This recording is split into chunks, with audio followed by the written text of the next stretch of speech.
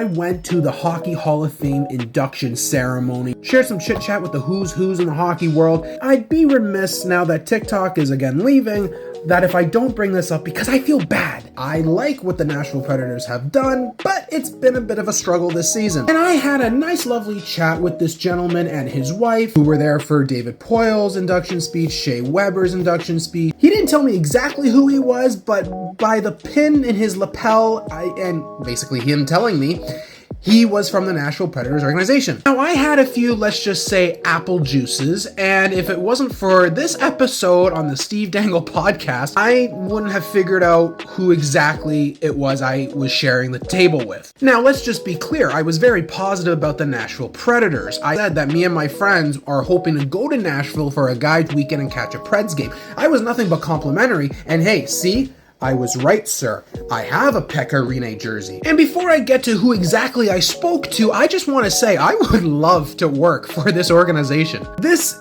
is the operations guy staff picture. Like, look how cool that is. Like, this guy's HVAC. Look at this guy with the jersey and the stick and the gloves. Eagle gloves, too, so you know this guy's hardcore. And look at Wes. Like, wouldn't you want to work with a guy like Wes? Again, credit to the Steve Dangle podcast because this is who I actually sat down with. The Chief Executive Officer, Sean Henry. I didn't say anything stupid. I was complimentary. I was excited about the prospect of going to a Nashville Predators game. He shared some things, some insight that was really interesting to learn. But here's where I think I might have made a faux pas, and I can't remember if I actually said it. Because if I did say it, I apologize. If I didn't say it and I only thought it, I still apologize. Because Mr. Henry and his wife couldn't have been nicer. The Nashville Predators haven't had the season that they thought they were going to have. In fact, it's shocking pretty much the hockey world given the offseason. And I think we were talking about how last year that they had that losing streak, they weren't doing so well, and then they ended up picking it up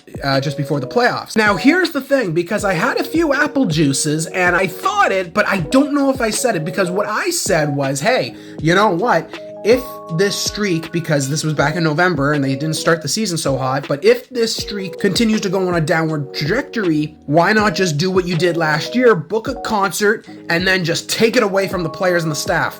That might have been a faux pas. And again, let's also not forget that I have this little pipe dream, the reality of which I might never see the light of day, of possibly working for the fun Nashville Predators organization, because I do like them. I'm looking at the standings and I'm going, did they book that concert? Did I not voice that?